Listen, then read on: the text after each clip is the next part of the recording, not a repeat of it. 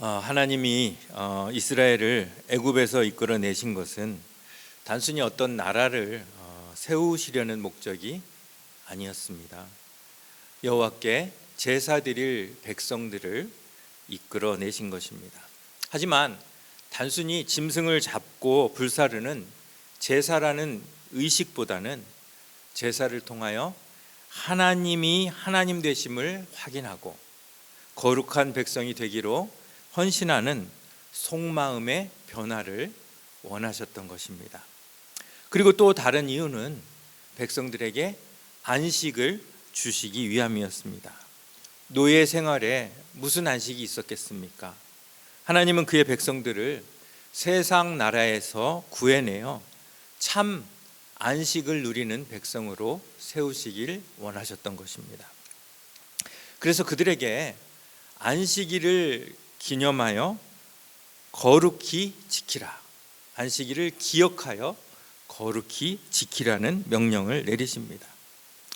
하나님의 형상으로 지음받은 인간이기에 창조 후 제7일에 안식하신 하나님의 본을 따라 안식하라는 것입니다. 여러분, 안식이 뭘까요? 안식이 왜 중요할까요? 오늘 그 안식에 대해 함께 생각해 보고자 합니다. 여러분,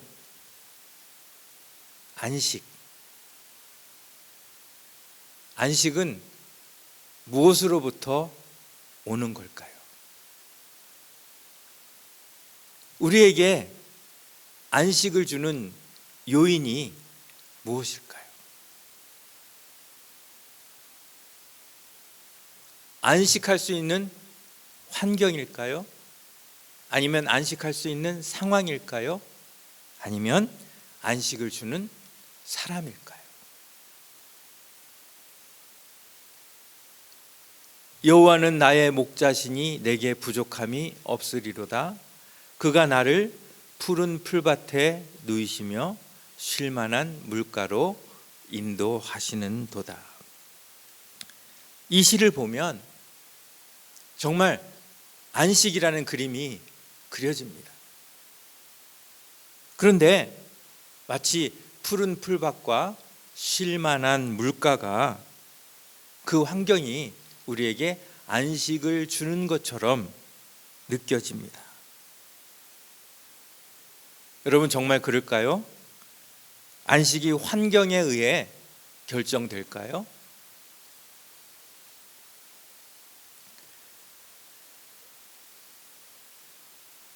이 루지애나에 있는, 이름이 어려워가지고 좀 저도 읽기가 어려운데, 루지애나에 있는 레이크 판추트레인 코스웨이, 미국에서 가장 긴 다리입니다.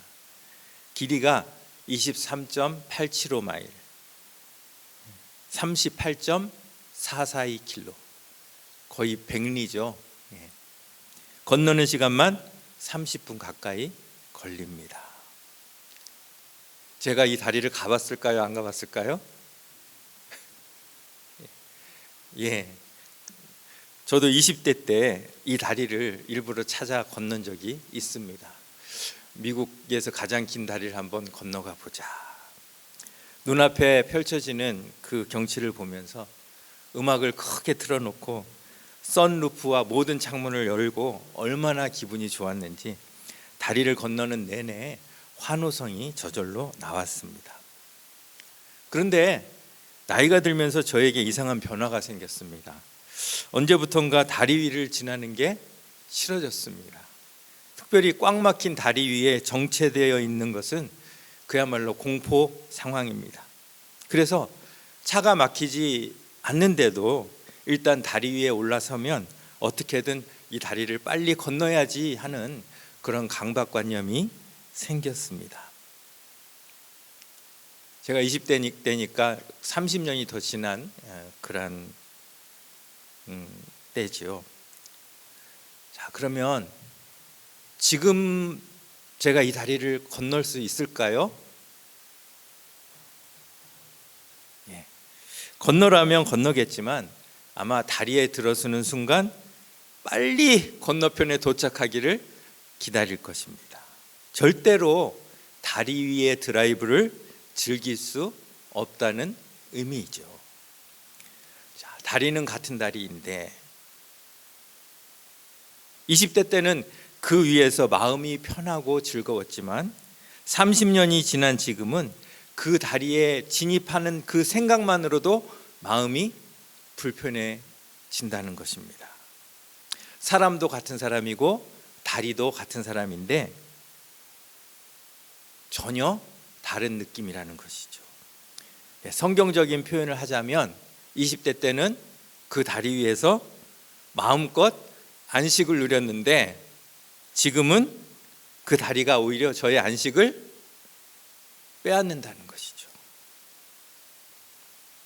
여러분, 환경이 안식을 줄까요? 사람마다, 상황마다 환경은 다르게 느껴질 수밖에 없죠. 그래서 환경이 푸른 풀밭으로 바뀌었기 때문에, 쉴만한 물가로 바뀌었기 때문에 우리가 안식을 할 수 있다라는 것은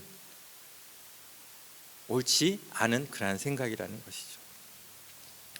그러면 상황은 어떻습니까? 어떤 사람은 사람이 많은 곳에 가면 마음이 편해집니다. 근데 어떤 사람은 사람이 많은 곳에 가면 불안해지죠. 대부분의 사람들은 피를 보면 아이고 무서워, 아이고 끔찍해 피합니다. 그런데 저는 깜짝 놀랐어요. 어떤 의사 선생님은 피를 딱 보더니 이전보다 더 차분해지시는 거예요. 그래가지고 그 피가 있는 데서 그걸 다 처리를 하시는 거예요. 모두가 공감할 수 있는 그러한 상황이 있을 수도 있겠지만 그 상황이 안식을 준다? 그것도 절대적이지 않다는 것입니다. 개인차가 있어요. 그렇다면 무엇이 안식을 줄까요? 사람이 안식을 줄까요? 예. 우리의 안식에 사람이 미치는 영향은 상황이나 환경이 미치는 영향보다 더 큰 것 같습니다. 세상에는 두 부류의 사람이 있죠. 예. 더 함께 있고 싶은 사람과 함께 있으면 불편한 사람이 있어요. 다시 이야기하면 마음에 안식을 주는 사람이 있고 안식을 빼앗아가는 사람이 있다는 거예요. 그런데 아무리 좋은 곳에서 아무리 좋은 것을 먹으면서 아무 일도 하지 않고 쉴 수 있어도 내가 함께 하고 싶지 않은 사람과 같이 있으면 안식이 될 수 있습니까? 없습니까? 안 돼요. 반면 좋아하는 사람, 함께 있고 싶은 사람과는 아무리 고생스러운 길이 내 눈앞에 기다리고 있다 할지라도 그 길이 아름답게 느껴지는 것이에요. 그렇기 때문에 환경이나 상황보다는 사람이 안식에 미치는 영향이 훨씬 크다고 할 수 있어요. 그렇지만 그것 역시 절대적인 것이 아니죠.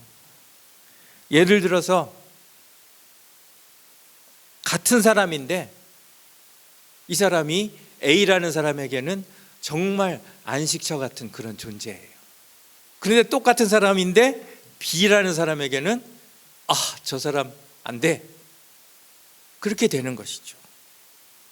결국 안식을 결정하는 것은 환경도 아니고 상황도 아니고 사람도 아니라는 것이죠. 자, 그렇다면 하나님이 우리에게 약속하신 안식은 무엇으로부터 올까요?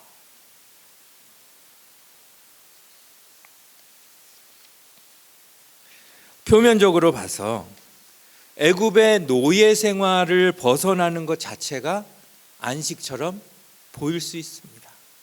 하지만 환경을 보십시오. 애굽에는 푸른 풀밭도 있었고 쉴 만한 물가가 많았습니다. 그런데 이스라엘이 지금 옮겨져 나온 광야는 어떻습니까? 풀밭도 없고 물가도 없습니다. 여러분, 광야가 뭡니까? 광야. 광야의 뜻이 뭐죠? 광야하면 뭐 황무지, 뭐 거친 땅, 뭐 이렇게 얘기할 수 있겠죠. 그런데 광야의 진짜 그 속 의미가 뭘까요? 광야는 안식이 없는 곳이 광야예요. 그렇죠? 안식이 있으면 광야라고 할 수 없어요. 안식이 없는 곳이 광야예요. 그런데 하나님이 안식을 주시겠다고 하시면서 이스라엘을 어디로 이끄셨어요? 안식이 없는 땅으로 이끄셨어요.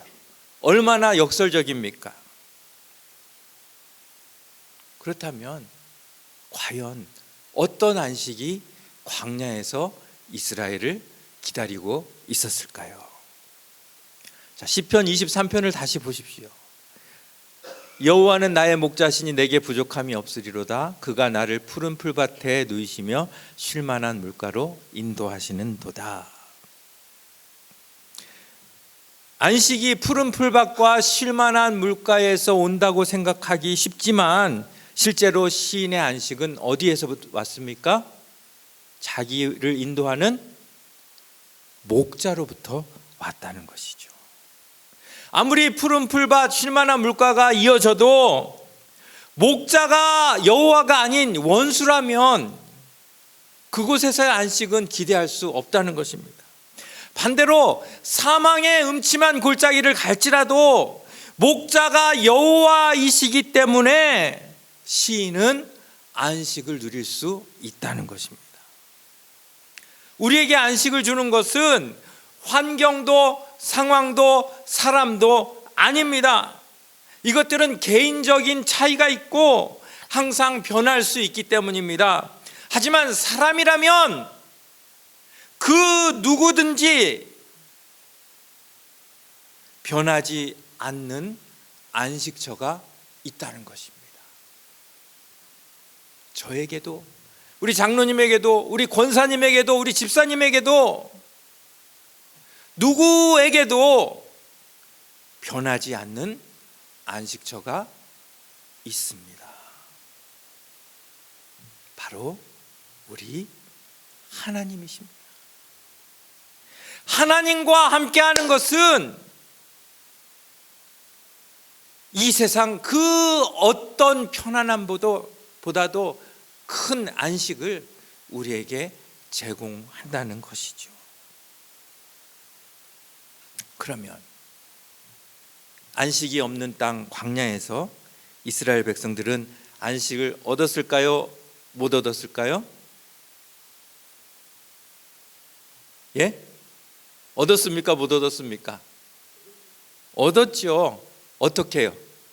하나님과 함께함으로. 환경이나 상황 때문이 아니라 하나님과 함께함이 그들에게 안식이 된 것입니다. 그런데 여러분, 그들이 불평하기 시작했어요. 매일 만나와 메추라기만 먹으면 애굽에서 먹던 음식이 생각이 날까요? 안 날까요? 납니다. 우리 장로님 한국 가셔서 이번에 얼마나 많이 잡숫고 오셨을지, 제가 참 배가 아픕니다. 그런데 그렇게 많이 잡숫고 오셔서 또 여기서 미국에서 또 권사님이 또 워낙 요리를 잘하시니까 또 맛있는 걸 잡수시겠지만 그래도 한국에 있는 음식이 생각이 나실 겁니다. 잘못된 일이 아니에요. 지극히 자연스러운 일이에요.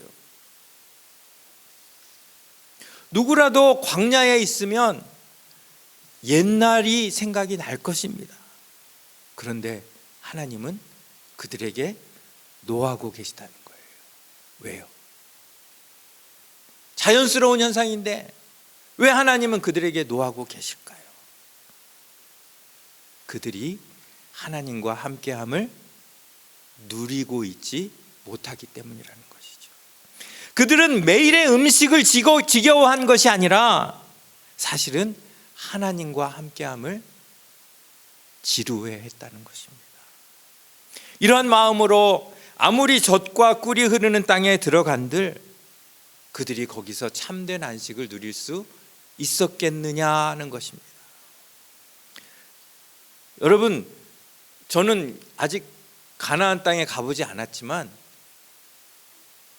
사진도 그렇고 영상도 그렇고 보니까요, 가나안은 젖과 꿀이 흐르는 땅이 아니에요. 물론 비옥한 땅도 있지만 대부분은 광야예요. 그런데 하나님은 이런 땅을 왜 젖과 꿀이 흐르는 땅이라고 하셨을까요? 실제로 그 땅에 젖과 꿀이 흐르면 이스라엘 백성들에게 안식이 보장이 되는 겁니까? 아무리 젖과 꿀이 흐른다 해도 백성이 하나님과 함께 하기를 싫어한다면 그들에게 안식은 없습니다. 하나님이 젖과 꿀이 흐르는 땅이라고 표현하신 것은 땅의 상태를 가리킨 것이 아니라 바로 안식을 의미한 것입니다. 땅이나 환경에서 오는 안식이 아니라 하나님과의 관계의 풍성함을 의미하는 것입니다. 이스라엘 백성들이 하나님과 함께함을 기뻐하면 그 땅도 그들이 안식하도록 젖과 꿀 같은 은혜를 내어주겠지만 그들이 하나님과 함께하는 것을 기뻐하지 않는다면 아무리 비옥한 땅에 갈지라도 그들에게는 안식이 있을 수 없다는 의미죠. 수고하고 무거운 짐진 자들아 다 내게로 오라. 내가 너희를 안식하게 하리라. 쉬게 하리라. 나는 마음이 온유하고 겸손하니 나의 멍에를 메고 내게 배우라. 그리하면 너희 마음이 안식을 얻을 것이다. 이 말씀처럼 안식을 잘 설명하는 구절이 없습니다. 예수님이 우리가 쉴 수 있는 환경이나 상황으로 바꿔주시겠다는 의미가 아니에요. 영원한 안식처이신 예수님께 나아오면 어느 상황 가운데서도 어느 환경 가운데서도 안식이 보장된다는 의미예요. 여러분, 남보다 일을 적게 하면 안식하는 겁니까? 남보다 돈을 많이 가지면 안식하는 겁니까? 그렇지 않다는 걸 알면서도 사람들은 안식에 필요한 것을 얻기 위해 노력하지 않습니까? 그 모습이 바로 수고하고 무거움 짐진 모습입니다. 그때 예수님이 말씀하십니다. 수고하고 무거운 짐진 자들아 다 내게로 오라. 내가 너희를 쉬게 하리라. 참된 안식은 많은 소유나 일을 적게 하는 데서 오는 것이 아니라 예수님 안에 있다는 것이죠. 그 어리석은 수고를 그만 그치고 예수님께 나아와야 안식을 얻을 수 있다는 말씀입니다. 자, 그런데 저는 이 말씀을 보면서 참 기가 차요. 여러분, 누구를 쉬게 해주는 일이 쉬운 일입니까? 어려운 일입니까? 아마 이 세상에서 가장 어려운 일이 누구를 편히 쉬게 해주는 일일 것 같아요. 누가 감히 이런 장담을 할 수 있겠습니까? 그런데 예수님은 도대체 무슨 자신감으로 이런 말씀을 하신단 말입니까? 이 말인즉슨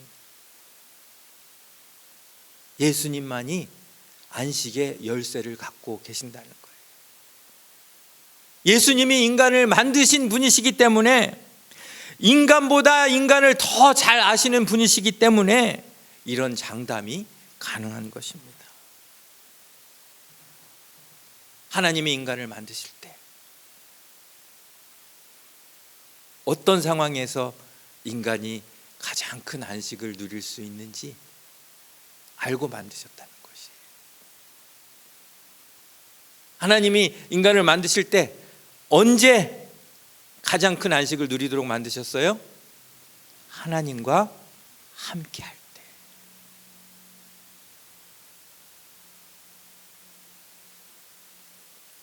여러분, 우상을 섬기면 왜 안 좋습니까? 하나님이 싫어하니까 안 좋습니까?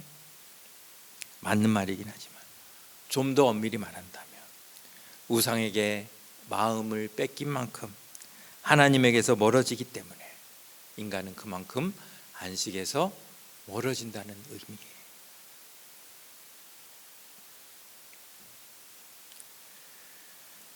자, 중요한 말씀을 제가 드리려고 합니다.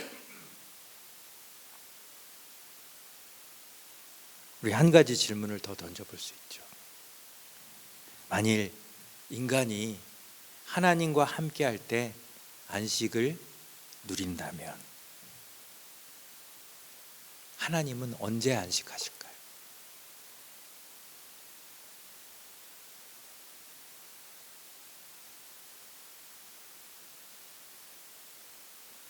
우리를 안식하게 하시기 위해서 하나님이 그렇게 애를 많이 쓰셨는데,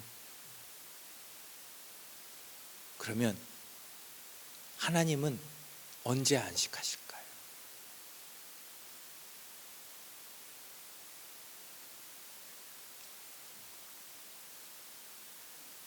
하나님 역시 인간과 함께 하실 때 안식하십니다. 천지창조 여러분 기억하시죠? 하나님 언제 안식하셨어요? 인간을 만드시고 그 다음 날 인간과 함께 안식하셨어요. 인간을 만들기 전에는 하나님 안식 못 하셨어요. 인간을 만드신 후에 진정한 안식을 누리셨던 것이죠.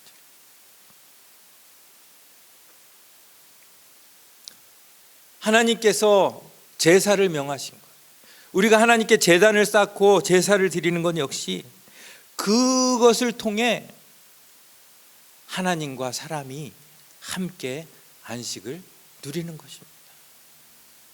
그런데 사람들이 마음은 하나님과 함께 하지 않으면서 행동으로만 제사 의식을 행했을 때 하나님은 그 제사를 통해서 안식하실 수가 없는 거예요. 우리의 예배 때도 마찬가지죠. 우리의 마음이 하나님을 온전히 향하고 하나님께 드려졌을 때 하나님은 우리의 예배를 통해서 안식하시지만,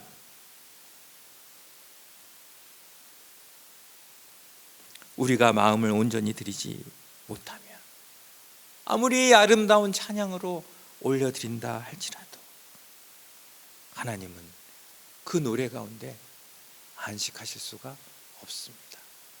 그 노래에, 그 고백에 우리가 담겨져야 하는 것입니다. 시편 22편 3절 말씀 우리 같이 읽습니다. 이스라엘의 찬송 중에 계시는 주여, 주는 거룩하시니이다. 거하시는 주여. 하나님은 우리의 찬송 가운데 안식하신다는 의미예요. 너희의 하나님이 되려고 라는 의미는 우리 안에서 안식하시겠다는 의미입니다. 그런데 우리가 거룩하지 못하면 거룩하신 하나님이 우리 안에 거하시지 못하기 때문에 하나님은 우리에게 너희도 거룩하다 명령하시는 것입니다.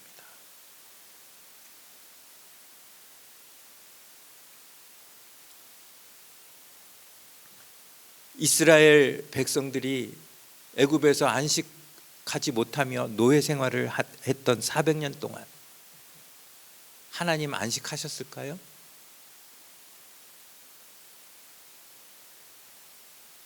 가나안 땅에 들어가서 가나안 풍습을 쫓아 우상 숭배할 때 하나님 안식하셨을까요?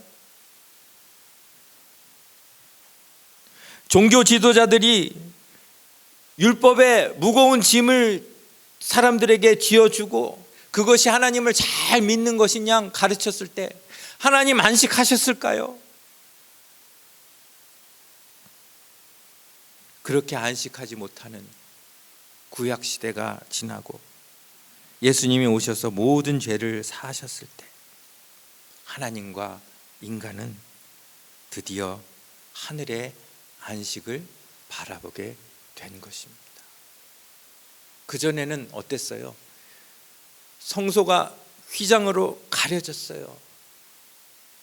하나님과 인간이 하나가 되지 못했던 거예요.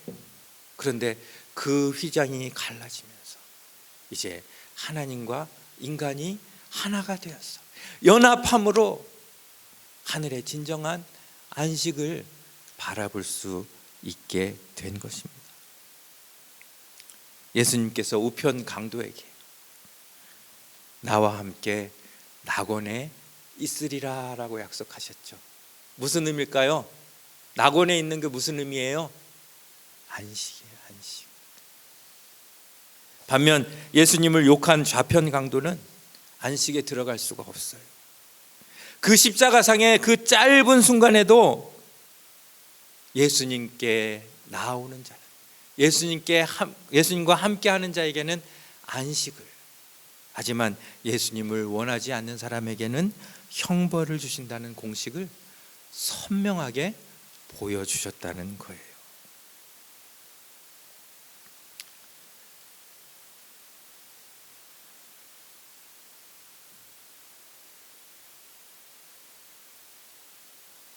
말씀을 맺습니다.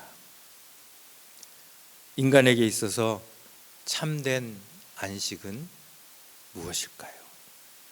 참된 안식은 무엇으로부터 올까요?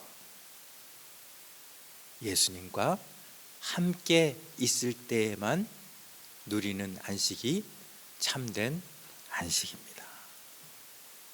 세상의 안식을 구해봤자 결과는 수고와 무거운 짐뿐입니다. 하지만 모든 것을 다 내려놓고 우리 예수님께 나아가는 자, 예수님을 마음 중심에 모시고 사는 자는 하나님이 약속하신 참된 안식을 누릴 수 있을 줄 믿습니다. 그렇게 창조되었기 때문에 우리는 예수님을 통해서만 참된 안식을 누릴 수 있습니다. 우리가 기도와 말씀에 전념해야 되는 이유가 바로 여기에 있습니다. 기도와 말씀은 우리가 하나님과 함께하는 공식 채널이에요. 기도와 말씀을 통해 우리가 하나님과 함께하게 되고, 함께하는 만큼 우리는 이 땅에서도, 이 사망의 음침한 골짜기 같은 이 땅에서도 참된 안식을 누릴 수 있습니다. 여러분, 구원 받으신 거 믿으시죠? 예. 그런데 구원을 다르게 표현하면 안식입니다. 안식. 구원을 받았는데 안식을 누리지 못한다는 것은 있을 수가 없어요. 마치 커피를 마시면서 카페인을 찾는 것과 마찬가지예요. 구원을 받았다면 보장된 안식을 더욱 사모하고 누릴 수 있어야 합니다. 하지만 나의 안식만을 구해서는 안 되죠. 그거는 있을 수 없는 일이에요. 참된 안식은 하나님과 내가 연합함으로 나와 하나님이 함께 누리는 안식이 참된 안식입니다. 그 안식을 위해 우리 예수님이 십자가를 지셨다는 사실을 기억하며 이 귀한 안식을 우리는 얼마나 누리고 사는지를 돌아보고 주님과 언제나 함께 하겠다고 결단하는 그런 이 시간이 될 수 있기를 간절히 바랍니다. 기도하겠습니다.